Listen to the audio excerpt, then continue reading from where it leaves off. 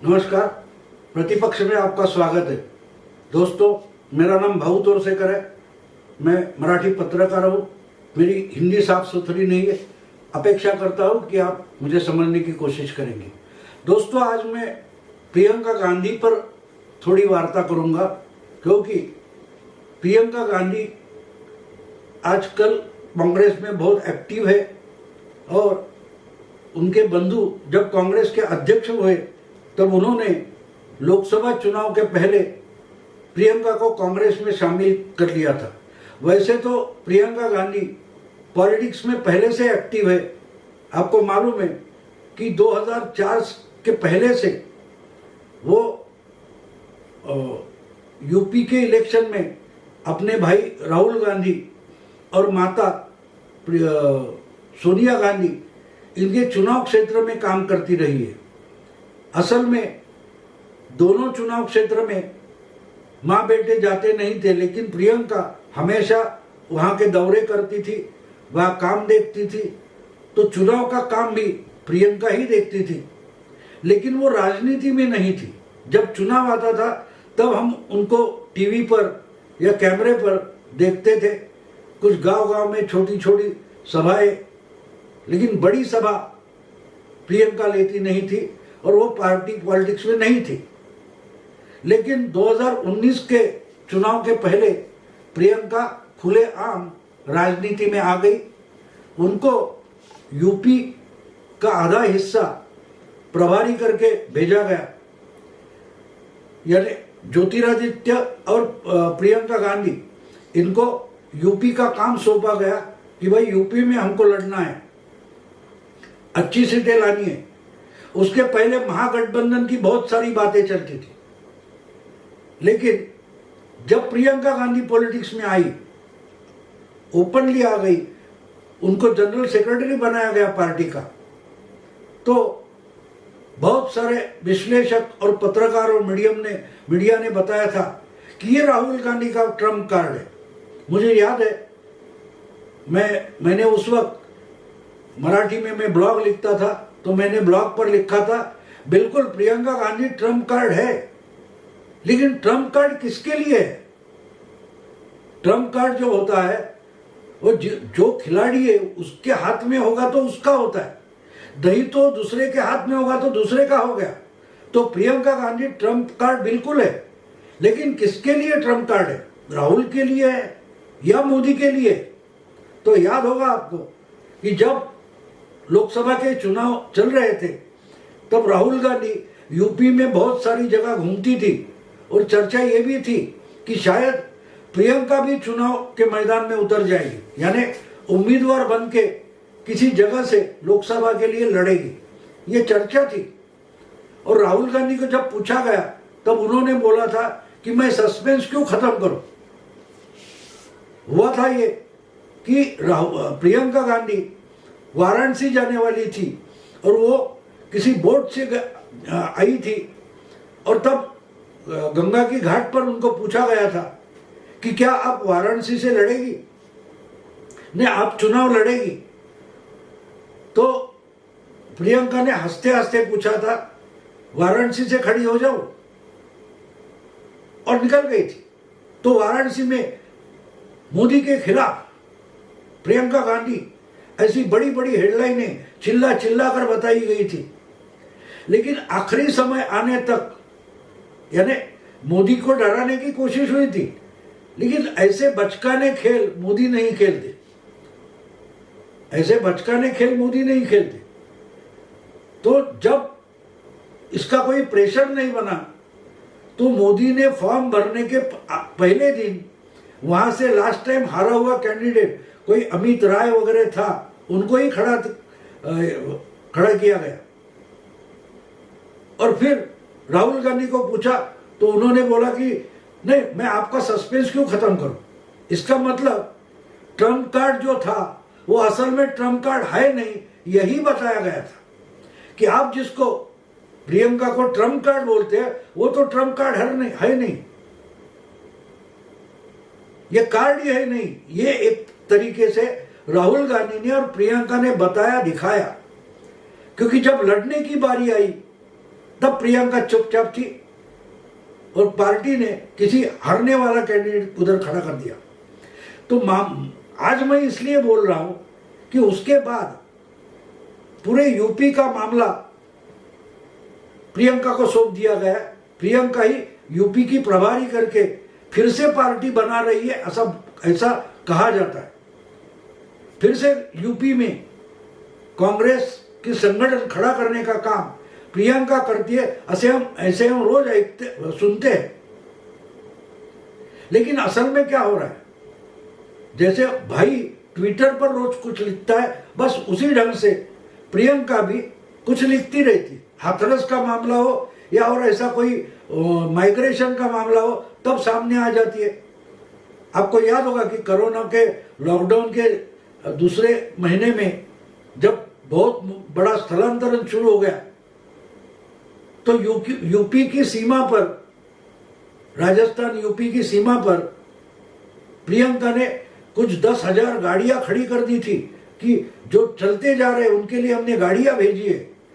तो जब उनका रिकॉर्ड चेक किया गया तो गाड़ी के नंबर थे, लेकिन कोई तो स्कूटर थी।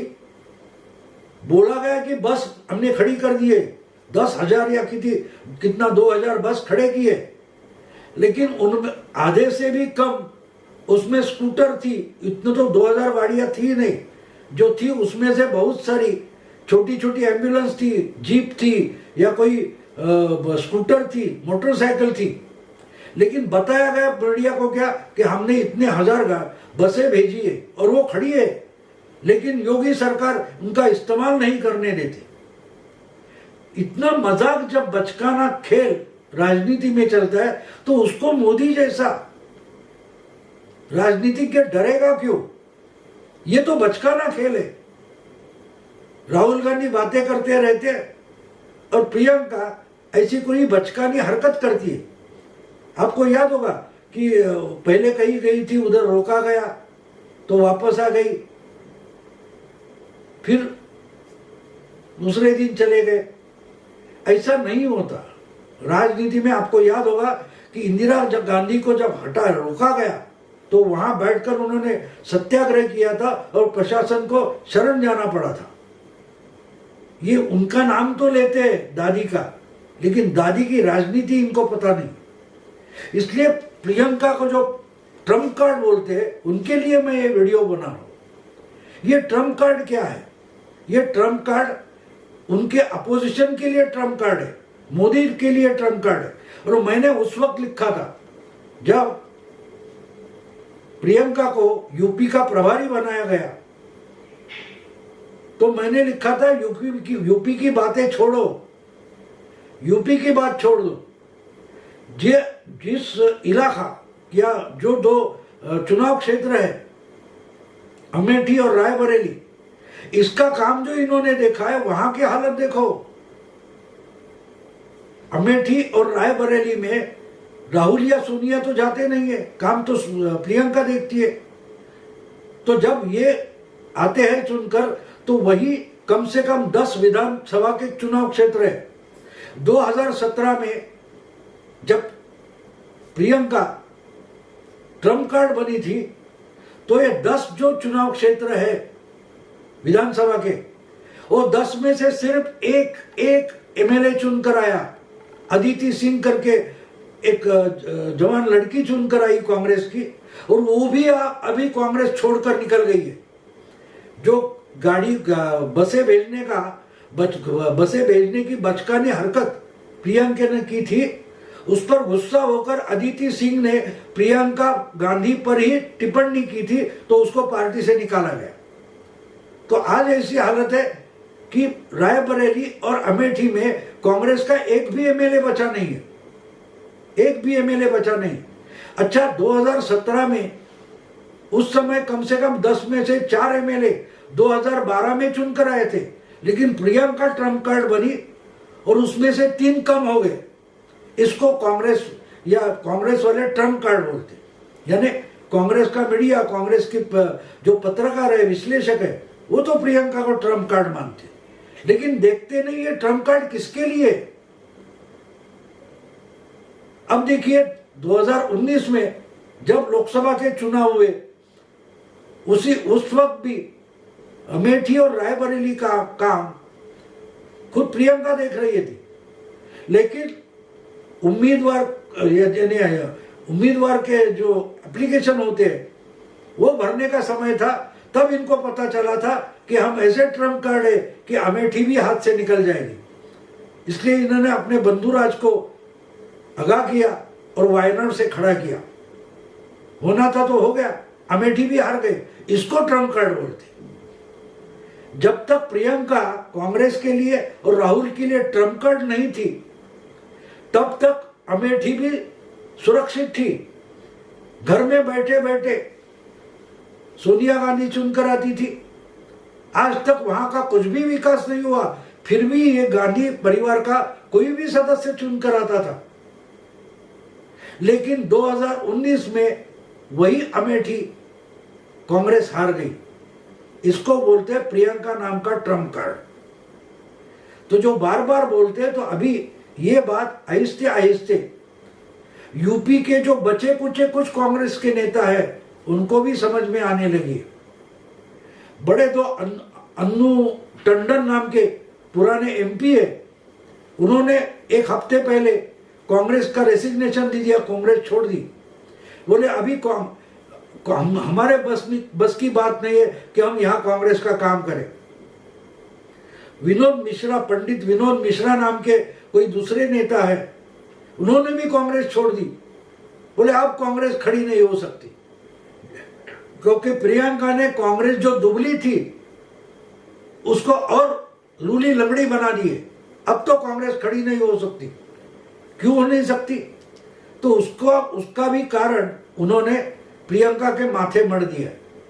ये दो नेता कहते हैं कि इतने सालों से जिस यूपी से कांग्रेस ने 3-3, 4-4 प्राइम मिनिस्टर दिए, उसी यूपी में आज कांग्रेस बची नहीं है, क्योंकि जो कुछ ही कांग्रेस है बची कुची थी वो प्रियंका गांधी ने लेफ्टिस्ट विचारधारा के लोगों के हाथ सौंप दिए। वो अपना लेफ्टिस्ट एजेंडा कांग्रेस के नाम पर चला रहे और हम उनको रोक नहीं सकते। ये हमको डिक्टेट करते हैं। तो हम यूपी में अब ज्यादा देर कांग्रेस नहीं चला सकते, क्योंकि कांग्रेस यूपी में बची ही नहीं है। जो कुछ है वो लेफ्टिस्ट विचारधारा के जेएनयू के कुछ छात्र चला रहे। तो ये ट्रम्प कार्ड है दोस्तों। कांग्रेस नाम का ट्रम्प कार्ड अब लेफ्टिस्टों के हाथों में चला गया। जो जेएनयू में SFI, student federation of India, जो सीपीएम की यूथ विंग है, उनका जो संगठन जेएनयू में था, उसमें काम करने वाले कुछ जवान कार्यकर्ता आजकल यूपी में कांग्रेस चला रहे हैं और उनको चटपटी भाषा के लिए प्रियंका ही लेकर आई है। तो अब सवाल ये पैदा होता है कि ट्रम्प कार्ड किसके लिए? मोदी ने तो कांग्रेस मुक्त की भाषा की थी, लेकिन उस पर पहले काम राहुल गांधी ने किया और प्रियंका गांधी अब जोर शोर से वही काम कर रही है। उन्होंने तय किया है कि जो कुछ मुट्ठी भर कांग्रेस वाले बचे हैं उत्तर प्रदेश में, उनका भी खात्मा कर देंगे, क्योंकि कांग्रेस बचे ही नहीं।